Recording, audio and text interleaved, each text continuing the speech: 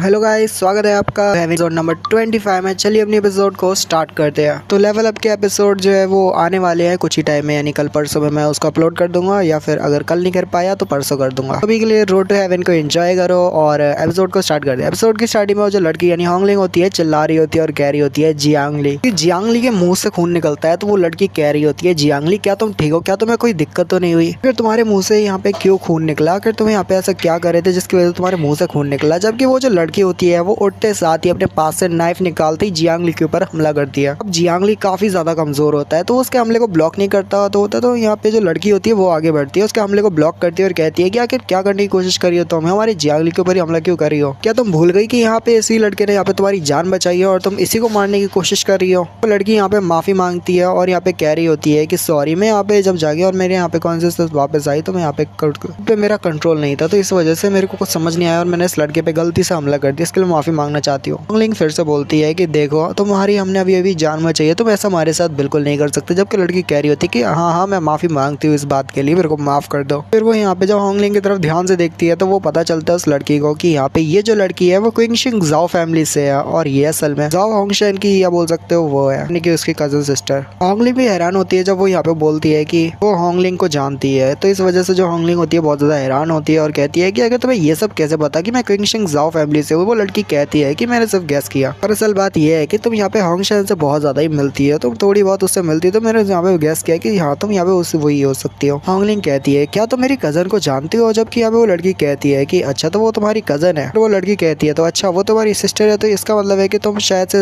जाओ होंगलिंग। फिर जो होंगलिंग होती है वही अपना नाम बता देती है, लिंग होंगलिंग, मेरा पूरा नाम जाओ होंगलिंग है। वो लड़की उसके नाम की तारीफ करती है और कहती है तुम्हारा नाम बहुत ज्यादा प्यारा है। तो बोलती है कि आखिर तुम यहाँ पे क्या कर रही हो लिटिल होंगलिंग, यहाँ पे तुम्हारा क्या काम है, तुम्हें ऐसी जगह पे नहीं घूमना चाहिए। क्या तुम यहाँ पे गार्ड्स एग्जाम देने वाली हो इस साल, तो ये बहुत ज्यादा ठीक नहीं है, तुम्हें यहाँ पे वापस चला जाना चाहिए। और होंगलिंग कह रही होती है कि नहीं उसे यहाँ पे टेस्ट देना होता है। वो लड़की फिर उससे कहती है कि तुम्हारे जो एम्बिशन है बहुत ज्यादा बड़े हैं, जबकि तुम जो एज में हो बहुत ज्यादा यंग हो, पर फिर भी तुम्हारे एम्बिशन बहुत ज्यादा आगे के सोचते हैं। मुझे यकीन है तुम भी एक अच्छी टाइगर बनोगी फ्यूचर में, जैसे तुम्हारी कजन सिस्टर है वैसे ही बिल्कुल। और क्या तुम मुझे बताओगे कि आखिर ये यंग मैन कौन है जो कि तुम्हारे साथ है। जबकि यहाँ पे हमारा जो जियांगली होता है कुछ नहीं बोल रहा होता, सिर्फ देख रहा होता है। और यहाँ पे वो लड़की कह रही होती है, यानी कि येंजू की, क्या मैं तो इसको क्या बुलाऊं इस लड़के को जो कि तुम्हारे साथ है। तो वो जो लड़की होती है वो यहाँ पे इंट्रोडक्शन देने लगती है यानी होंगलिंग की, ये देखो ये जियांगली है, ये मेरी कजन सिस्टर को उसने बचाया है और उसे बहुत ज्यादा हेल्प किया, और मैं यहाँ पे हेडक्वार्टर की तरफ जा रही हूँ। जब तक मैं हेडक्वार्टर नहीं पहुंच जाती तो जब तक इस लड़के का काम है कि मेरे को यहाँ पे एस्कॉर्ट करेगा, मेरी यहाँ पे रक्षा करेगा, और यहाँ पे इसका ये काम है क्योंकि मेरी सिस्टर ने इसको मेरे साथ भेजा है कि ये लड़का बहुत ज्यादा स्ट्रांग है तो इसको मेरे साथ जाना चाहिए। तो इस वजह से मेरी सिस्टर ने मेरे साथ भेज दिया इसको। और सिस्टर मैं भी तुम्हें यही बात कहना चाहती हूँ कि देखो इसको अंडर एस्टिमेट मत करना, क्योंकि ये लड़का जितना दिखने में यंग है उससे ज्यादा ये पावरफुल भी है। जबकि हमारा जो जियांगली होता है थोड़ा सा खासता है और दिखाते हैं कि कोई वहाँ पे आ रहा होता है, और जबकि दिखाते हैं येंजू होती है वो कहती है कि चलो जल्दी से बाहर आ जाओ। उसके बाद दिखाते हैं वहाँ पे एक बंदा बाहर निकलता है, उसके जो होता है ग्रीन हेयर होते हैं वो नीचे की तरफ उतरता है और वो एक्चुअली में एक लड़की रहती है, और उसके पीछे से भी एक और बंदा निकलता है जो कि एक बूढ़ा मास्टर रहता है। दोनों ने वैसे ही रेड मार्क्स लगाए हुए होते हैं जैसे कि वो पिछले जो रेड मार्क्स वाले बंदे थे जो कि यहाँ पे येंजू को मारने के लिए आए थे, बिल्कुल वैसे ही रेड मार्क्स उन्होंने भी पहने होते। तो इस वजह से जो होंगलिंग होती है वो कहती है कि सिस्टर चलो जल्दी से पीछे की तरफ हट जाओ, हम तुम्हें यहाँ पे प्रोटेक्ट करते हैं, लगता है जैसे ये भी लोग यहाँ पे मारने के लिए आए हैं। पर येंजू जो होती है उन्हें वहीं पे रोक देती है और कह रही होती है कि देखो तुम यहाँ पे रुक जाओ, ये लोग मेरे ही साथी हैं। वो दोनों ही जो होते हैं नीचे की तरफ झुकते हुए उसे यहाँ पे ग्रेट करते हैं, जिससे पता चलता है कि वाकई में ये दोनों इसी के साथ होते हैं यानी येंजू के साथ। तो येंजू यहाँ पे कह रही होती है कि चिंता मत करो, ये असल में मेरे ही साथी हैं। बहुत ज्यादा टाइम बीत जाता है, इसके बाद दिखाते हैं वो जो लड़की होती है वो कह रही होती है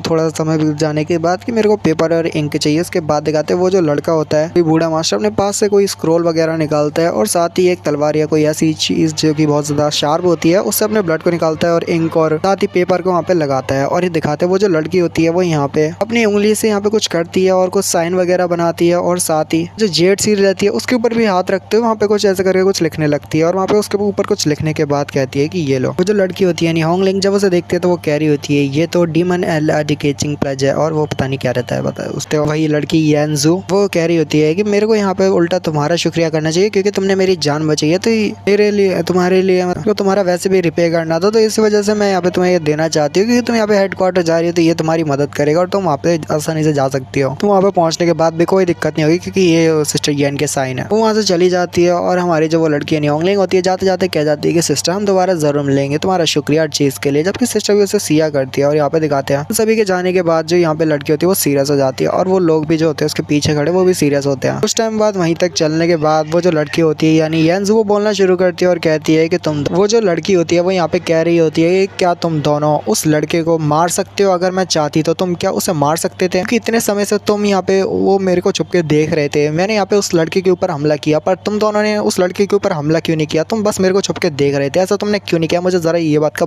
जवाब दो। क्या तुम दोनों उस लड़के को पहले से जानते हो जो तुमने उस लड़के के ऊपर हमला नहीं किया? मैंने उसके ऊपर हमला किया पर तुमने मतलब बैकअप में मेरे साथ देते हुए उस लड़के के ऊपर हमला नहीं किया। क्योंकि बूढ़ा बंदा कह रहा होता है कि देखो हम यहाँ पे उस लड़के से पहले मिल चुके हैं पर वो हमारे काम में दखल अंदाजी नहीं करे, इतना मुझे पता है। लड़की कह रही होती है अच्छा ऐसी बात है तो ठीक है उसे भूल जाओ। जबकि यहाँ पे हमारा जो वो बूढ़ा बंदा रहता है बोल रहा होता है एक्चुअली में बात ये है कि ये जो लड़का है ये यंग मैन इतना ज़्यादा पावरफुल है कि हम दोनों मिलकर भी इकट्ठे इसका सामना नहीं कर सकते। तुमने देखा होगा कि वो जो लड़का था उसके मुंह से खून निकला जब वो तुम्हारे कंसिस्टेंस के अंदर गया था, जब वो बाहर निकला तो वो बहुत ज़्यादा जख्मी था पर हम फिर भी उसका सामना नहीं कर सकते क्योंकि वो एक पावरफुल बंदा है। जाओ फैमिली भी अच्छे से जानती है कि वो लोग भी इस लड़के का सामना नहीं कर सकते, तो इस वजह से उसने उन लोगों ने यहाँ पे उस छोटी बच्ची का यहाँ पे मदद करने के लिए इस लड़के को उसके साथ भेजा है। वो लड़की कह रही होती है कि ऐसा लग रहा है जैसे तुम उस लड़के को बहुत ज़्यादा अच्छे से जानते हो और तुम्हें सब मतलब उस सब की चीज़ों के बारे में पता है कि वो लड़का यहाँ पे कितना ज़्यादा स्ट्रांग है। जबकि वो जो बंदा रहता है यानी बुड्ढा बंदा वो उसे बाकी चीज़ें भी बताने लगता है और कहता है कि हाँ आपको और भी चीज़ें बताता हूँ। वो लड़का जो है वो लिंगजू माउंटेन से है और वो जियांगली है। तो बताता है कि वो मॉन्क है, तो वो लड़की कहती है अच्छा वो एक मॉन्क है, पर मॉन्क तो कभी बाहर आए नहीं, 20 ईयर्स हो गए तब से हमें मॉन्क देखने को नहीं मिले, पर अचानक से मॉन्क यहाँ पे क्यों? क्योंकि बूढ़ा बंदा कह रहा होता है 20 नहीं सॉरी वो 25 ईयर से मॉन्क देखने को नहीं मिले पर अचानक से मॉन्क निकला है। तो लड़की कह रही होती है सॉरी वो बुढ़ा बंदा कह रहा रहता है उस लड़की से कि यहाँ पे जो वर्ल्ड है अभी यहाँ पे बहुत ज़्यादा क्योस में गिरने वाला है, इसीलिए मॉन्क्स जब बाहर निकलते हैं जब यहाँ पे वर्ल्ड बहुत ज़्यादा मुसीबत में हो क्योंकि मॉन्क्स के पास पावर होती है। तो लड़की कहती है कि अंकल हूँ मेरे को आपसे कुछ आस्क था, मेरे को आपसे कुछ पूछना था, सॉरी वो कहती है कि मेरे को आपसे कुछ फेवर था। तो वो जो बूढ़ा बंदा होता है कह रहा होता है कि ऐसे प्लीज़ आप मत कहिए, मैं यहाँ पे आप अपना सादा मतलब सीधे सीधे ऑर्डर दे दीजिए जो आपको कहना है। कि लड़की बताना शुरू करती है और कह रही होती है कि 25 ईयर पहले आप ही थे एक जिसने यहाँ पे वाइपर को फाउंड किया। उस समय सभी लोग वाइपर से बहुत ज़्यादा डरा करते थे, उनमें से आधे से ज़्यादा को तो आपने यहाँ पे चुना था और उन्हें यहाँ पे सिखाया, पर्सनली खुद से ट्रेन किया। अब वो बढ़िया से भी बढ़िया है, बहुत ज़्यादा ही आगे निकल चुके हैं। पर अब देखो अब यहाँ पे क्या हो रहा है, वही सारे वाइपर जो कि अब बहुत ज़्यादा कमज़ोर हो चुके हैं और अब ऐसे बन चुके हैं जो कि यहाँ पे प्रिजनर है। और ऐसा लग रहा है जैसे यहाँ पे आगे चल के जो पूरा वर्ल्ड है वो क्रेओस में गिरने वाला है, बहुत ज़्यादा कुछ गलत होने वाला है। इसी के साथ ही वाला एपिसोड यही पे खत्म करते हैं। वीडियो जल्दी वाला